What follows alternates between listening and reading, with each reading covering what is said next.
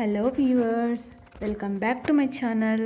ఈరోజు ఈ వీడియోలో నేను ఎంతో రుచికరమైన బీరకాయ వంకాయ బజ్జీని ఎలా ప్రిపేర్ చేసుకోవాలో ఈజీగా చూపించబోతున్నాను. చూసారా, ఈ బజ్జీ అయితే ముద్దలోకి అన్నంలోకి పర్ఫెక్ట్ కాంబినేషన్ అండి.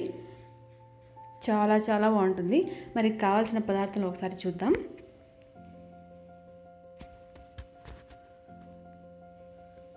వంకాయ,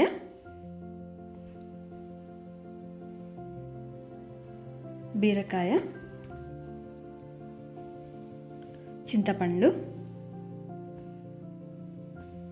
పచ్చిమిరపకాయలు, అలాగే గుప్పెడు కొత్తిమీర, ఉల్లిపాయ ఒకటి, ఉప్పు తగినంత, జీలకర్ర, ఒక టమాటో, ఇంకా వెల్లుల్లిపాయలు. వీటినన్నిటిని ముక్కలుగా కట్ చేసుకొని వీటినన్నిటిని కుక్కర్లో వేసుకుందాం. మీడియం సైజ్గా కట్ చేసుకొని వేసుకుందాం.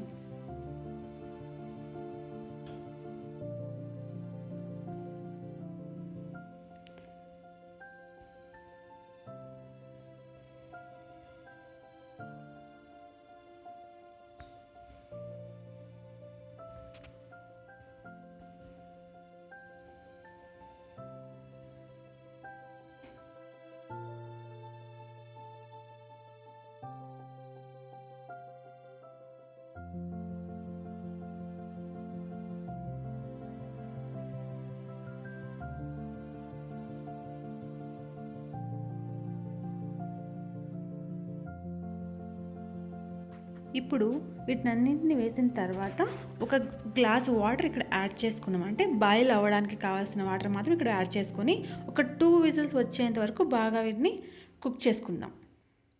2 విజిల్స్ అండి, మరీ ఎక్కువ వద్దు. ఇవి మరీ ఎక్కువ బాయిల్ అయిపోతే టేస్ట్ అంత బాగోదన్నమాట బజ్జీ. సో మనం 2 విజిల్స్ చాలు. మరీ అంత మెత్తగా కాకుండా మరీ పచ్చిగా కాకుండా మీడియంగా బాయిల్ చేసుకోవాలి. సో ఇప్పుడు ఆ వాటర్ని తీసేసి మనం బజ్జీని కాస్తగా మెత్తగా నూరుకుందాం అన్నమాట. అంటే కచ్చా పచ్చగా అన్నమాట. మరీ పేస్ట్గా కాకుండా కచ్చా పచ్చగా ఉండాలి బజ్జీ అంటే. చూసారా, ఇలా అన్నమాట.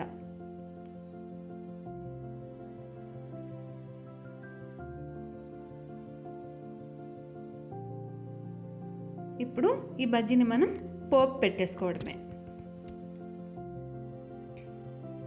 స్టవ్ ఆన్ చేసుకొని బాండ్ పెట్టి ఇక్కడ 2 టేబుల్ స్పూన్ ఆయిల్ వేసుకొని ఆయిల్ బాగా హీట్ అయిన తర్వాత పోపు దినుసులు యాడ్ చేసుకొని అందులో అలాగే వెల్లుల్లిపాయలు 4 నలగొట్టుకొని వేసుకొని అలాగే ఎండుమిర్చి కూడా యాడ్ చేసుకున్నాం అన్నమాట. దీని తర్వాత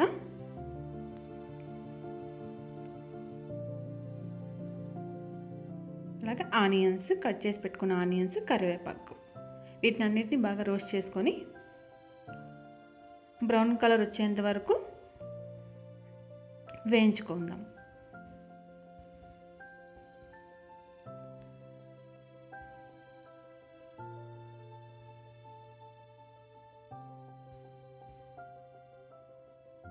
చూడసారా, బ్రౌన్ కలర్ మనకు వచ్చేసాయి. సో ఇప్పుడు మనం నూరి పెట్టుకున్న వంకాయ బీరకాయ బజ్జీని ఇందులో యాడ్ చేసేసుకొని మిక్స్ చేసేసుకోవడమే.